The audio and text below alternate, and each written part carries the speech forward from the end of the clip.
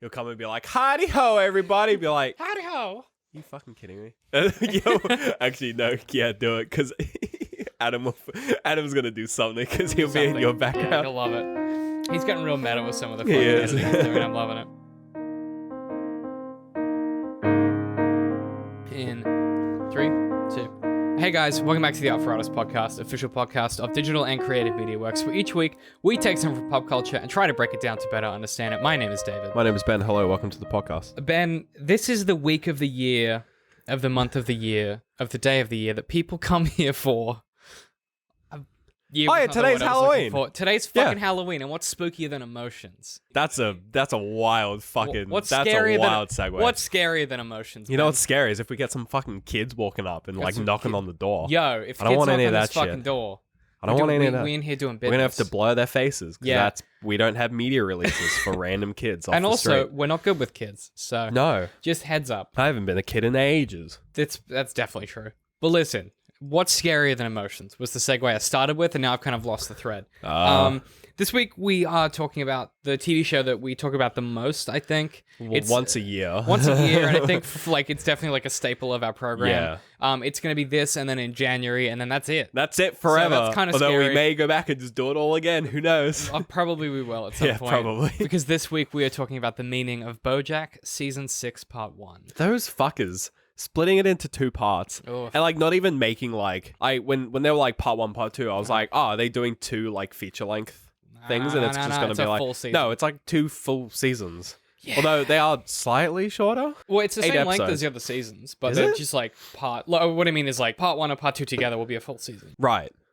So I'm like, why split them? I guess because it's taking longer. I think, and we'll probably get into this, but it's like they clearly were like, you know what, let's like wrap it up. Because we've talked about this before. They could just keep going. But they could keep going. But they've gone. You're like, yeah, this is gone. This is the end. But they need to like. There's so many loose ends. So many. They've got a lot of. I think probably honestly, it's in the writing process where they're doing a lot of this work. Yeah. Because there is so much to do. Like even just like coming back to this after, and especially this season, or at least this part where it's like there's so many callbacks where it's like, oh, there's been 5 seasons of this stuff, and there's like literally season 1 stuff. Yeah, there's like season 1 stuff, season 2 stuff. Like it's just all like it's all callback, and you're like, geez, like a lot has happened. And like every character comes back. We said that in last season when we talked about it. One of the big things that we talked about the whole episode was about like the fact that it requires so much back reading. Yeah. Like you have to be so familiar. This is like triple that. This is like even worse to the point where the cliffhanger only works, and we'll get to it after the summary. The cliffhanger only works if you know very vividly the previous seasons and you understand what happened. And even then, like I feel like the cliffhanger only works. The cliffhanger works really well if you forget who that character is, because it's been so long and there's so many characters. You're just like, oh, it's just some guy, and then you're like, oh, it's him. Yeah. Oh no! Like you're like, dude. it's the same dude. It's like they don't change anything about him, but it's like you're just like, oh, that guy. Oh no! There was definitely a moment during that last episode where I like my entire stomach just went like I was like, oh, like there is that moment, which I think is like an effective way to end a part season. What did you think of this first half of the season? I'm looking forward to the second half. Fuck, what a setup. I mean, mainly just because, I mean, this is like if I'm going to be a bit breathy this episode because I was sick the past couple of days. Sick. Also, by the way, full spoilers. I know we sometimes forget to say that. Spoilers. But like full spoilers. So if this was like the end of a regular season, I would be like, yeah, this season fucking sucked. What was that? It was fucking shit. Yeah. But like knowing that part 2 is coming, and like knowing that we know when it's coming, and it's not like to be continued whenever. It's not when we get to it. It's not like a fucking like Firefly thing where you're like, oh god, it's never coming back. Like we know when it's coming, so it's like, how dare you? so it's fine. It's like, yeah, I'm okay with this. Right. You know, it's not like when you went into like the first Hobbit film, and then like the film ended, and it was like, we're not even halfway. And the film's ending? What? Yeah, and you're like, sorry? They haven't announced the other ones yet. What the fuck? Why are they doing 3? Yeah. It was like Infinity War, actually. Yeah, actually, kind but of. I guess with that was like... There was an understanding that was a part 1, though. There was an understanding it was a part 1, and also, like, they were never going to end. There was, like, no worry that there wasn't going to be a part 2. And I guess that's the same thing with this. It's like, I'm not worried that there's not going to be a second part. The studio's not going to run out of money to make No, like, 2. they've probably already made it. Probably not. Well, they would have definitely They've written it. Because okay, so let's do the summary, and then we'll talk about all the rest of everything else, because there are a lot of elements to this to pick apart. I really enjoyed watching it. I enjoyed it. It's definitely one of the funnier seasons. So much funnier than the previous season, which I think for a good reason, and we'll get to that. But like last season was the fucking darkest shit. Like, don't get me wrong, it was dark as fuck. But it got to the point where like it wasn't really fun to watch BoJack because he was suffering like the things he was doing, you were like, I can't. It was also hard to watch because they made it, the animation and the visuals were very trippy. Like this very much felt like, okay, here's the new normal. It was a bit of fun. Yeah, it felt good. I was like, oh, this is what season 1 was like. I watched the entire thing on one day. Wow. I watched it in between playing Outer Worlds when I needed. Oh yeah, same. But I watched it all at once between playing Outer Worlds. That would have been weird. Okay. It was fine. It was only 4 hours long, like less than 4 hours. But like, I think for me it was good to watch them day. It gave me time to space it out. Yeah, So I barely remember what happened in the. Well, let me elucidate you with the summary. Thanks for the segue, Ben. It's all right. Bojack Horseman season 6 part 1. I almost said Bojack. The Bojacking. Bojack Horseman season 6 part 1 rejoins Bojack in rehab. While initially struggling, Bojack gradually adjusts to rehab life. Though he doesn't fully buy into the process, he does start to reflect on his past and what led him to Sarah Lynn's death. He forges a careful, awkward relationship with Dr. Champ. In the process, Bojack acquires a bottle of vodka that he keeps by his bedside table as a reminder of Sarah Lynn. Elsewhere, Princess Carolyn tries desperately to adjust to new life as a mother, but struggles at literally every turn. Elsewhere, Diane is on a road trip for Girl Goosh, investigating and exposing the shady goings-on of corporate America with rugged cameraman Guy. Diane and Guy are faced with White Whale, a multi-billion-dollar conglomerate a la Disney, but instead of fighting them, Diane and Guy decide it's better to live their lives and move on. In the wake of a complex few months, Diane decides to move to Chicago with Guy, away from LA. Adam, don't keep that in. She...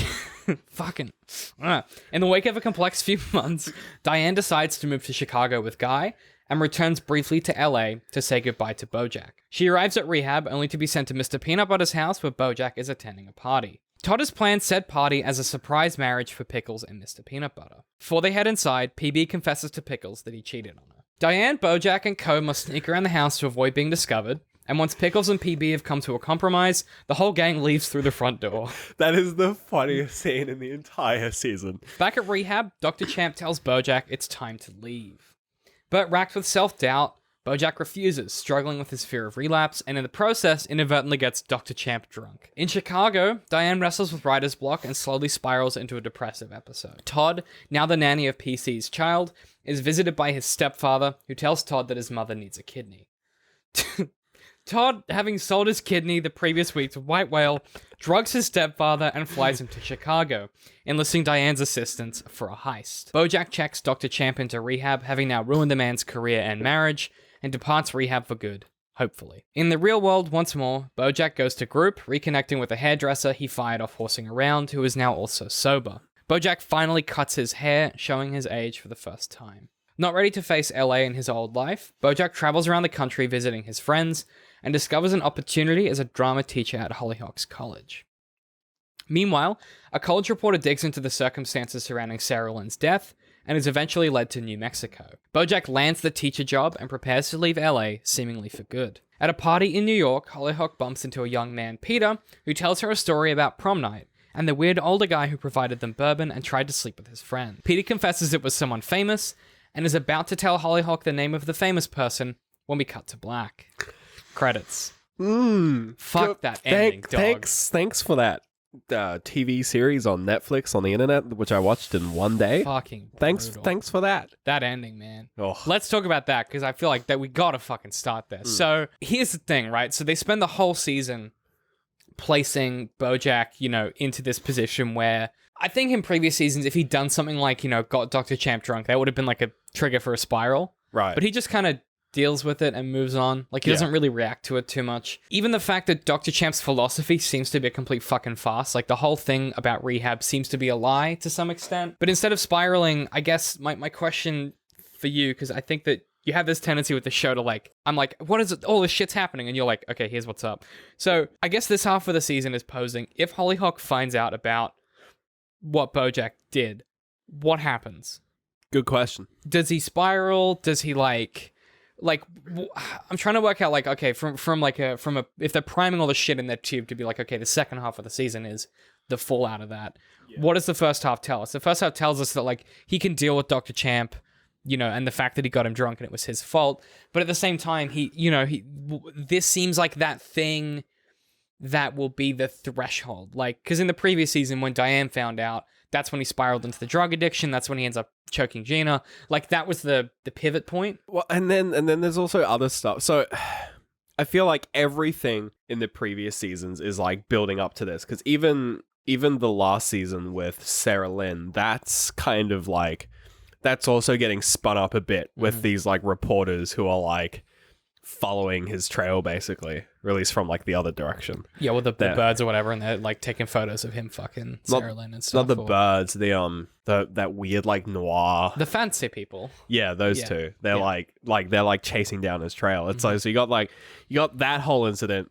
which I guess is mixed with the with also Hollyhock being like finding out. But you know, then you've got like these other characters where it's like they're finally actually like being very on the nose about Mr. Peanut Butter being like probably like incredibly depressed. Okay. Like do you want to talk about that? They're like being very on the nose now about the whole like sometimes the happiest people are the most depressed, which is like I don't think that they believe that. Well, I don't think that people... Okay, let's talk about... As we're here, let's talk about that, right? Sure. So, Peanut Butter in the Face of Depression, which is the name of the campaign.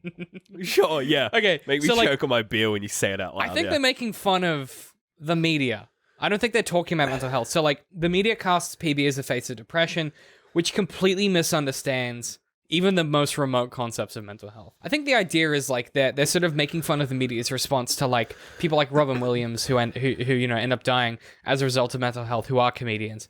The idea that like depression is invisible and happens to the most happy people or whatever, but to the point where like there's the great scene where they're in the bar and they're having a conversation about it, and PB is like, I'm not depressed, I'm really happy. And the other character goes, but happiest people are often the most depressed. And they're both like, oh my god, what if we have depression? Like, it's so farcical. But, I mean, PB's always been like that. Like, he's always been this, like, absolute caricature of, like that. I feel like they can't just do this to him as a character. Just like build him up in this way, like throughout all these seasons, where it's always been on like every season we've talked about Peanut Butter. How it's like he's always this character where you're just like, where's the point where he flips? Like, where is he going? And then I feel like this final lead up, like it has to go somewhere. He's dropped so many lines where it's like they don't like. I don't want them to Game of Thrones this and just like forget about it. That was a great one of the ones we talked about last season was when he's talking about in like, the being mirror. at home and he's looking in the mirror and he's like, and I keep trying to fight that person because they're wearing my dogs and living my life, whatever it is, wearing my clothes and living my life, whatever. And it's just like it's so fucking existentially horrifying. Yeah, but and like the whole, you know, Mr. Peanut Butter. I keep want to call him PBJ, but PB and J, but his name's Mr. Peanut Butter. It's PB, yeah. Like the whole like him being like Mr. PB face depression. Like it is like a total joke, but it's like, is it though? Because I think the counterpoint to that is Diane, right? Where she's suffering from depression, she's unwilling to admit it, and he's kind of inventing this, not inventing, but like he's taking on the mantle of like someone that suffers from depression. Well, I think like he's so focused on like fixing things, to the point where he's like, hey, my fiance, you should go sleep with a bunch of other people to like make it fair. Like he's so fixated on like fixing things, even with with Pickles. He's like, I was gonna tell her that I cheated on her, but instead I asked her to marry me. And like even with Diane, he was doing the same thing. Like he's so focused on fixing things that's just like at the detriment to himself that I feel like this is just an extension of it, where he's just like, I'm going to be the face of depression. I'm going to fix depression. I think like it has to lead like this. Like him being the face of depression. Like this is it. This is the final frontier. And with him, gotta end with he's him. Got to off himself with something. Oh God, no! I hope not. But like you know, because like I mean, Diane calls him out on it when they're hiding or whatever, and she's like, you have a tendency to when things go wrong. immediately try and fix it, and not listen to actually what's wrong. Yeah. That's 100% what's happening. Excuse me. It's 100% what's going on. Yeah. And whereas I think Diane, like, I think she just might be a bit shitty. Like, so this season I was like, okay, I was primed to feel something about Diane because she goes on this journey with Guy and she ends up moving it with him, and it's really like, it's smooth. Do you know what, like, it... Yeah, but it's like too smooth, right? Well, that's what well, here's the thing, though, is I've become less suspicious of that because of my personal circumstance. So one of the interesting things about the show is that I, like, definitely it relies on where you are in your life at the time as to how you react to it. Yes. So for me, I went, that does seem too smooth, but at the same time, maybe that's not a bad thing. Like, maybe just make the most of it. Like, maybe, you know what? Take the opportunity in front of you. If it goes poorly, it's going to go poorly anyway. You might as well enjoy it while it's easy. Yeah. Whereas I think PB, you know, he's projecting to fill this role of like the face of depression or whatever to rehabilitate his image. So there's even like a corporate kind of, there's a capitalist spin to it where he's doing it because the world found out he cheated on Pickles. So he's kind of become the sad dog to rehabilitate. Like, there's something cynical about that. Dog meme. You know what I'm, like, Yeah. there's something very cynical about them monetizing this meme. And I think they're also making fun of Hollywood for thinking that's how memes work. It's also a reference to sad Keanu, but Sad Keanu. Yeah, exactly. Okay, let's talk quickly about like... Is PB just Keanu Reeves? Is Miss Oh Peanut my Butter God. just Well, 'cause Keanu that- Reeves? 'cause- well, They're very similar. yeah. No, I'm getting a Nah, no from the nah. audience. I already disagree. From the live studio Yeah, audience we have that's here, I'm fine. getting a no. I don't All right, think so, we'll but- move past that one. No, because Keanu Reeves, mean- he's had an awful life. I mean- he's probably closer to the Bojack that does the right thing. Like, he has a terrible life, and then instead of drinking his way into oblivion, he's actually like been proactive and has helped other I mean, people. no one actually knows what Keanu Reeves is like. He's like a very private person. Like, Isn't that kind of the point? That's like the opposite of Bojack, where he ends up on the news about muffins in the fucking third episode. on the seal, Like, yeah. and then he's the like, Navy SEAL. Yeah, whereas then he's like burying his secret shame with like Sarah Lynn and shit. I don't know. Maybe they're an antithesis. Do you want to talk about Disney quickly, and then we can talk about what we care about? I was thinking like, because I mean, because my sort of takeaway from the season is that it's a setup of all the different characters. Uh-huh. And we're missing a few characters. Do we want to do Disney or do we want to do the other characters? I think the other characters will fold into the rehab stuff, which is like going to be the meat of this episode. Okay, cool. So Let's talk about Disney. Disney real quick. So White sure. Whale is obviously Disney, Yeah. to the point where like It's like not even funny. yeah, it's not even funny. The jabs about the oligarchy and monopoly of the company are relentless. I've just like got a quick dot point list. They buy Girl Goosh, change the name, they rebrand it instantly. Then they fire everyone and they rehire everyone. Yeah. They want to make a female superhero film but have no actual interest in rendering a female's perspective. The head of the company is gathering organs so he can live forever, which is a direct jab at Walt Disney, Yes. which I think is fucking hysterical. Also, murder is legal if you're rich. I mean, the takeaway of all of this is just everyone should play the Outer Wilds because that's a really good video game and just it's basically the same thing. I've become like a bit paranoid about capitalism paranoid. since I started playing that game. Dude, Um, been paranoid about capitalism for a long time now. Listen. Okay, we gotta focus. Listen, all I'm saying is the White Whale Disney stuff. It's good shit. I don't think we have anything insightful to say. The show's pretty fucking on the nose. It's pretty good. Yeah, I think the White Whale stuff is like, it's pretty inconsequential. It just kind of drives the story. It just kind of moves the story along Yeah. with Diane and Guy. While having, as with the previous season, While being hilarious. while being funny, it yeah. has a jab at something that's contemporary and in the news. Like the previous season was the Me Too movement. This one is like, you know, Disney Disney's owning all buying the everything. media. Yeah. And like Comcast and Warner. And also just, yeah, murder's legal if There's you're like rich. there's like 4 companies, which is Oh, yeah, like how many companies? companies are now there? Yeah, 4? exactly. Yeah. Okay, so let's talk about like the everything else of this. So there's a lot of imagery in this season. I think particularly around like Bojack's recovery, around like the cosmos and space and Sarah Lynn and alcohol.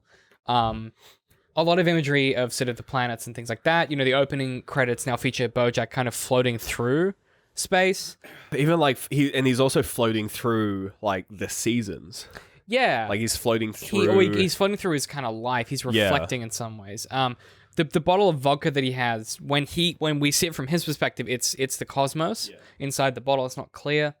And then there's even a direct call out to it in the final episode of this half of the season, which is Sarah Lynn's Prickly Muffin is playing, and the themes of that, like it's like cosmos, like she's, you know, the planets or whatever, and obviously she dies outside the observatory at the planetarium. Inside an observatory. Oh, inside. Did she die inside or? Yeah.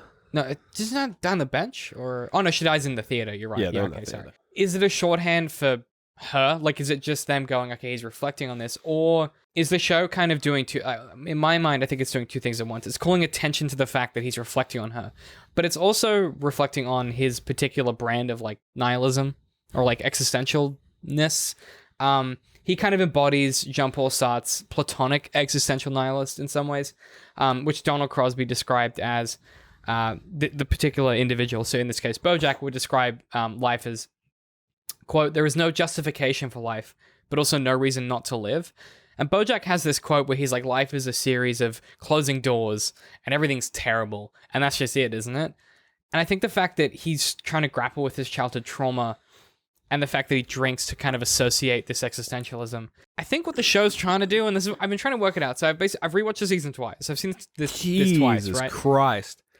That's 16 hours of Bojack. It's a lot. That's a lot of hours. But Wait, it's only 8 hours It's of Bojack. not that much, yeah. But like with that, I think what the show is trying to do with that imagery is say, from Bojack's perspective previously, his opinion was, nothing means anything, so you may as well have a good time. Now that he's sober, I think he like... there's something else to it where he's like, you know what? If I'm alive, I might as well be present.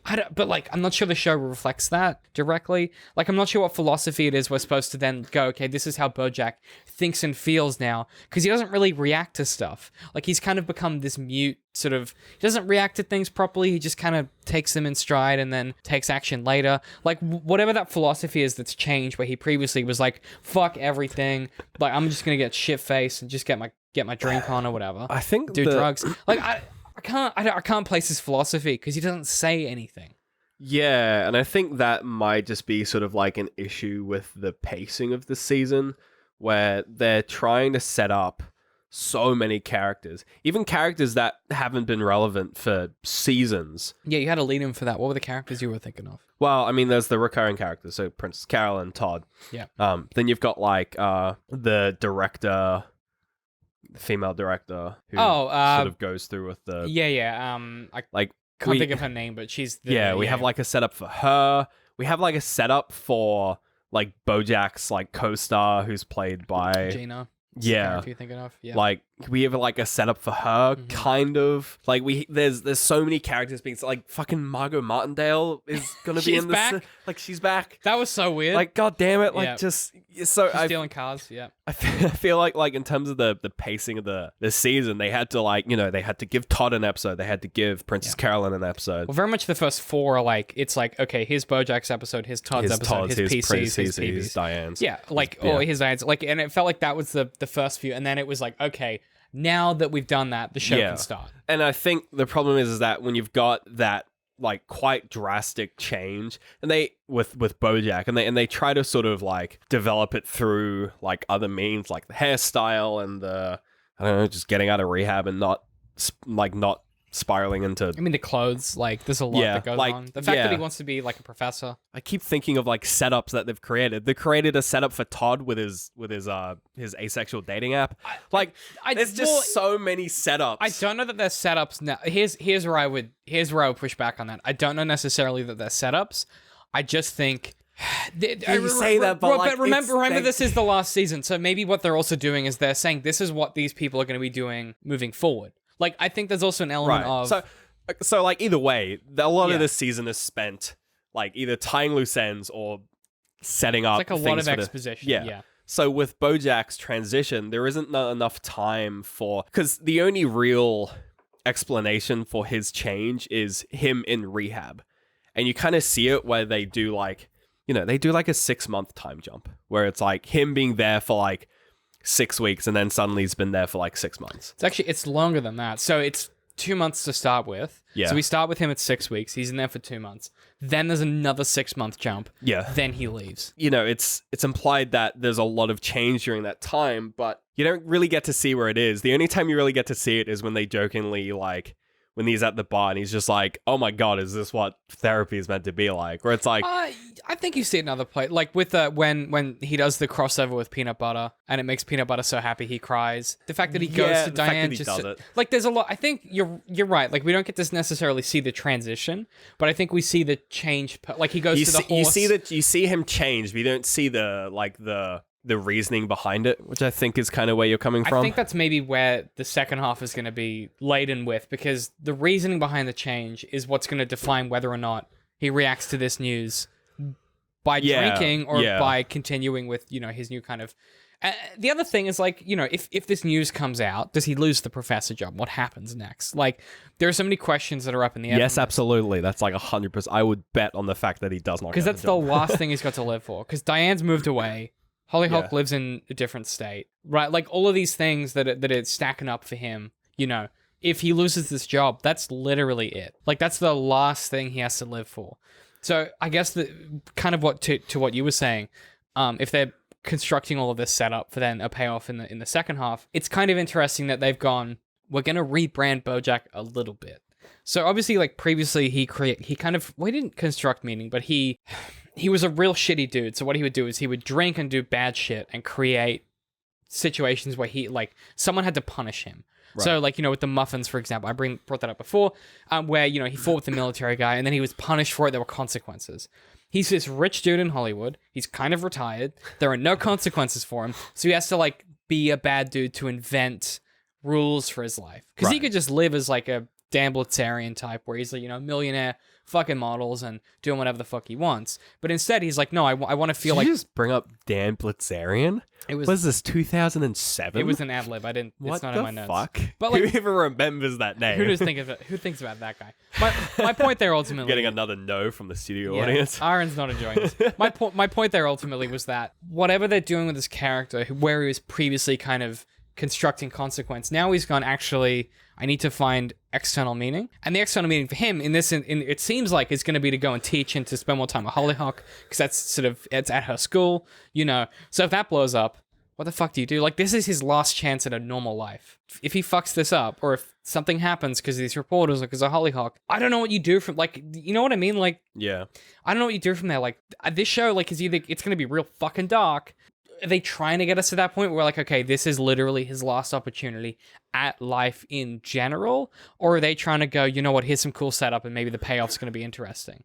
And the problem is that we've already had, like, an incredible, like, end of season. Like, so in my opinion, best end of season is the end of the New Mexico season, which is season 2. Season 3 is New Mexico. Right. So, like, the end of that season is, like, incredible. Like, it's so good. Like, him just, like, driving back and just, like, agonizing. all the... Like, that end of season is incredible. And, like, the show could have ended there and it would have been, like, sure. And it's, there's been, like, other end of seasons. Like, end of season 1 is, like, a classic. The baboon guy, the baboon character. Like, that's just, like, a classic. That's, like, that's a good one. So many of them are just, like, when the episode ends, you go, oh... Like, that's what you want. Yeah. But it's, like, what are they going to do? Like, it's... And, I don't think they're gonna go full, like, killing off characters. I don't know. Like, I mean, they've killed Sarah Lynn, but that was like a punishment for Bojack. Yeah. Whereas, like, it's, I don't know what they're gonna do. That's where I'm so other seasons when we talked about them, we've been like, okay, we could see the trajectory. So, like, last season when she does pass away, there is a trajectory that they are getting worse and worse and worse and worse. Yeah. This is cut to black. This is the pivot, this is the joint, this is the grit in the system. Whatever. This kind of thing would be like the end of episode 6 out of 8 for another season. Normally we see the fallout of that. Yeah. But there are enough episodes left that whatever that fallout is going to be has to be significantly bad enough that it justifies a second half of the season. Well, even just, I mean, it might even not be. It might just be like the first 2 episodes of the next season are those last 2 episodes of any other season. And then you just get just 6 seasons of the epilogue, which I would be absolutely fine with. I'd be totally fine with that. Because that would work. That would, I mean, that they may almost do that. Just because that kind of makes sense from the kind of flow that they're building. And especially, like where they've cut this off, where it's not like the calm before the storm. It's like... It's like the low pressure system moving towards the high pressure system. Dude, truly, that was what I struggled with. Is in previous seasons, it was always like calm before the storm, calm, and then it was like bang, here's a storm. Yeah. But it felt like the calm was feeding Like, do you know what? There was a tone in this season that was different. Okay, so for instance, when Dr. Champ gets drunk or whatever, yeah, Bojack doesn't freak out. He's just like, now I have to deal with this. Yeah. There is an element of like, because he is so, I don't want to say centered, but like, because he is very together this season.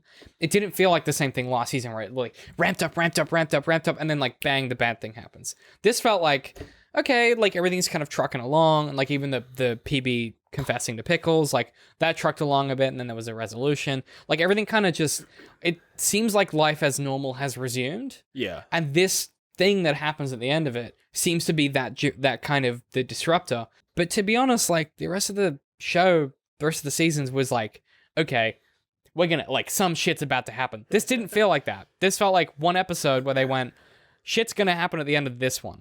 Yeah. Where they were like, okay, we've reintroduced the reporters. They're doing this thing. You know, Hollyhock's... I thought the thing was going to be like Hollyhock drinks and some shit happens. I thought she was going to get like drunk or like I thought it was going to be like alcohol becomes a trauma for her as well. Like I was real worried about her. Right. But this was worse.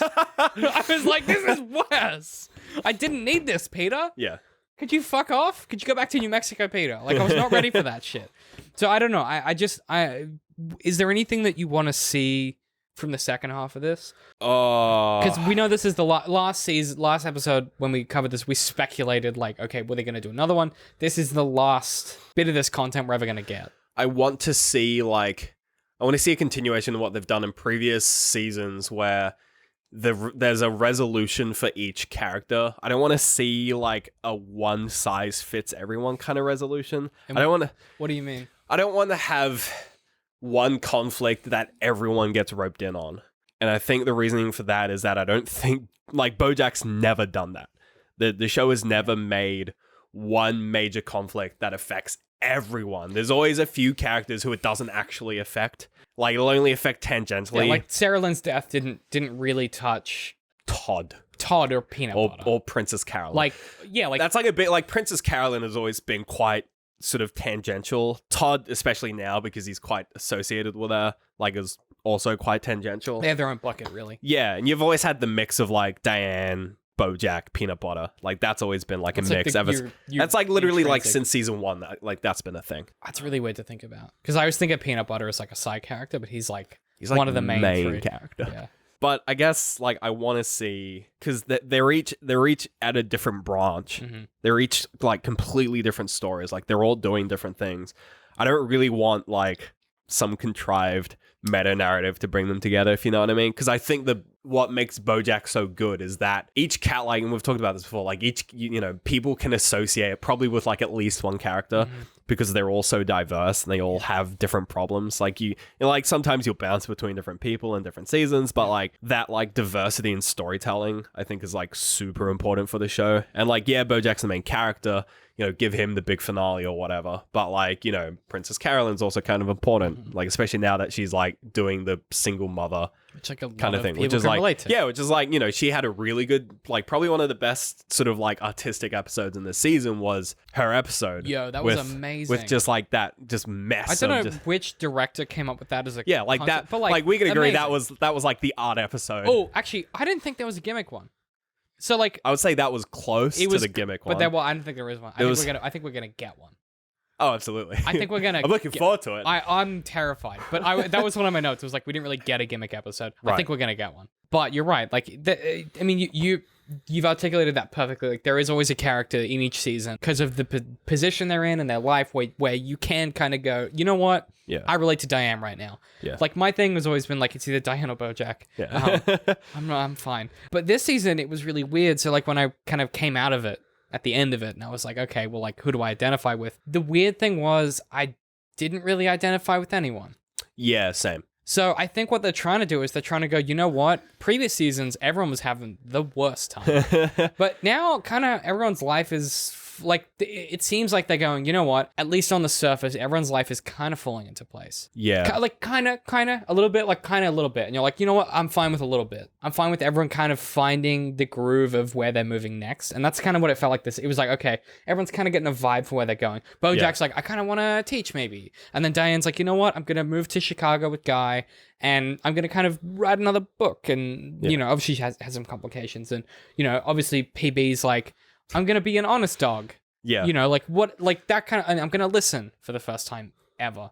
That dude's fucked. Like everyone's kind of finding their groove a little. Like PB's like, you know what? I'm gonna take care of my kid even when I don't feel like it because that's part of my job. Like all of that stuff really feels like it's kind of sitting into this nice groove of like, you know what? This is how people live. And I think that's what the show previously didn't have. Is it always felt like, what crisis are they dealing with? Yeah. This felt like, how are they going to lead their lives moving forward? Yeah. And that's why I'm terrified of what's going to happen next, because I think if they fuck it up would be to go, here's a huge crisis, how are they going to deal with it? What I'm more interested in is nothing really happens, but relationships change and they have to then, that groove is upset. Like I want it to be you're right, I don't want it to be a single event. I want it to be like everyone has to deal with their own shit separately. Yeah, and I think like, especially with like Diane, like her current situation has had a 1 season setup, which like isn't a lot, whereas it's like 40 minutes. Like I was having a look at it, it's not that long. Whereas like Peanut Butter,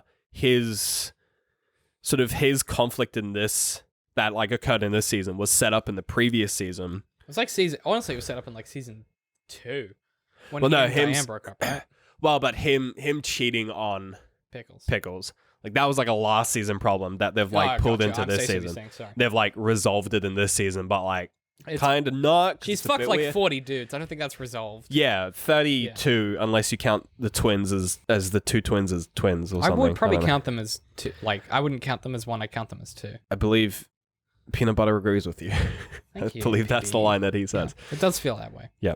My point there would be, I guess, that for a show that's has had previously such a focus on this like gazing into the void, like isn't life the worst thing there's ever been if you're Bojack kind of thing. Yeah. For this season, it feels, or for at least this half, it felt like they went, okay, but what if you rejoined where the rest of us live, which is like, you know what, going for a coffee with your friend isn't the worst thing in the world. It's not as exciting as like the drugs and the glamour and the sex and the act. Like it felt like it centered itself and it went, life is okay. And you should be fine with life. Let's all get fine with life. Yeah. And I hope that we come out of this show with that sense of like, you know what? Things could be worse. Yeah, I don't want like a big problem because again, like there's only one more season. I don't think there's enough season, mate. That's the thing. It's like, do you know what I mean? Yeah, like I don't think there's enough time for it. Yeah. I wanted to end with something from Macbeth because Macbeth is obviously one of those plays that was like one of those. If you've seen the play, if you've read the play. Yeah, I have. You know that it's like Macbeth as a character is like, you know, he is the eponymous like nihilist. Like he's the one that's like, you know what? Life has no meaning. I might as well take the throne or whatever. Right. So his famous soliloquy is what people... I put out the bat signal and I was like, what do y'all think of this season? And the thing I kept getting back was Bojack is no longer the nihilist he used to be. Right. And I don't know if I necessarily agree with that, but a bunch of people like, he's basically Macbeth from the eponymous play, and I've gone, I don't know if I agree with it. It wasn't a reading that I kind of delved into, but I think that, you know, the closing words of that soliloquy feel apt here. Life's but a walking shadow, a poor player, that struts and frets his hour upon the stage, and then is heard no more. It is a tale told by an idiot, full of sound and fury, signifying nothing. And I think that's maybe Bojack's previous philosophy, and what we're going to see... Pouring out for the Macbeth. Pouring out for Macbeth. We're running out of definitely crack and rum. Water. Definitely rum. I'm interested to see what Bojack ends up being at the end of this and where the show ends up taking us because they have such a decision to make about mental health and, you know, the show they're building in general. So I'm excited to see where we end up. So am I. Yeah. Cheers. Cheers to. Okay. And then I think the ad goes here. So that... the ad, we're still trying to work out the structure. So the ad goes here. Do you know your recommendations yet? Okay. I'll give you a minute. Let me swallow this water. God damn. Okay, you ready? Yep. All right, Adam, do the ad bit. Do you have any recommendations? The Outer Wilds! No, but wait, yeah. like, what? Do you have any recommendations? Yeah, The Outer Wilds. But apart from that, because I'll let you talk about that one. Yeah. There was this really good animated pilot that came out by someone, like a YouTube kind of animator. It's called Has Been Hotel, and it is, it's pretty good.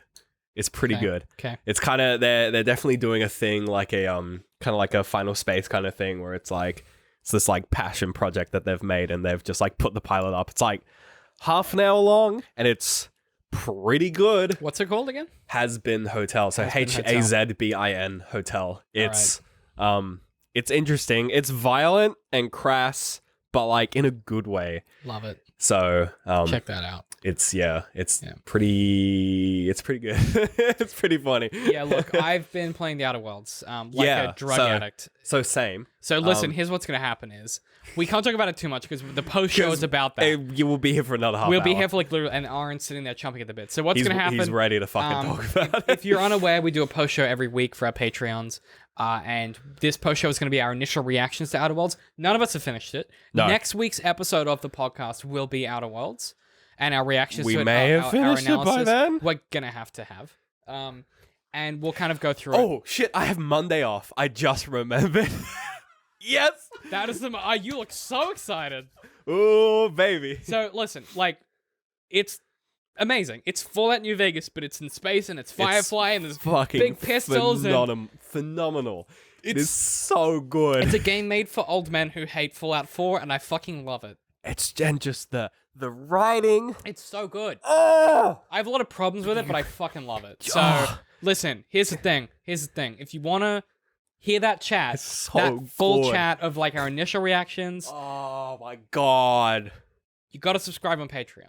Sorry. Patreon.com/Dcm.Works. Jump on there. It's $3 a month. Literally, honestly, like just spend your $3, listen to that episode, cancel your subscription. Maybe we should do like a trailer for this one as like a I don't know, man. We're so excited about this. We'll do a super cut of us just We're going so excited about this video game. Aaron, can you jump in here and tell me how excited you are? Just get in the frame. Get in the frame. How excited are you to talk about it? I'm so excited to talk about this video game. I don't like how close you are. So excited. This was a mistake. He cannot hide it Okay. at all in the Thanks. I slightest. cannot hide my excitement. Thanks, Aaron. If you want to find us everywhere on the internet, we're at Dcm.Works pretty much everywhere. The best way to support us is through Patreon. You get the post show. You're still in frame. Listen, we appreciate you guys watching. We fucking love doing these Bojack episodes.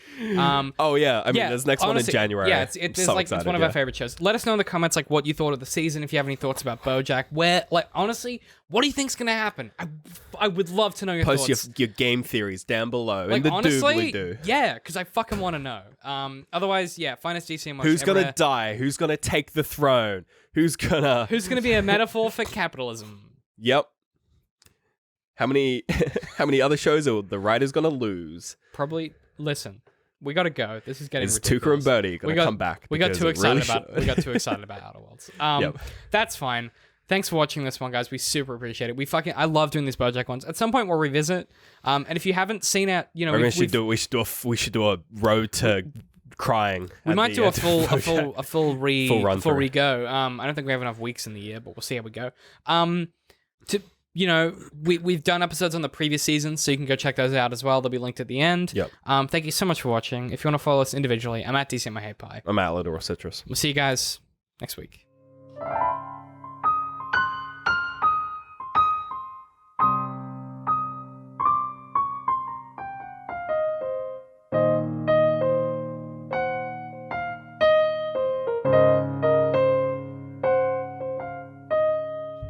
It's piss o'clock, and then it's And then Space it's gush pirate- about space Outer pirate Worlds. o'clock. O'clock. 4.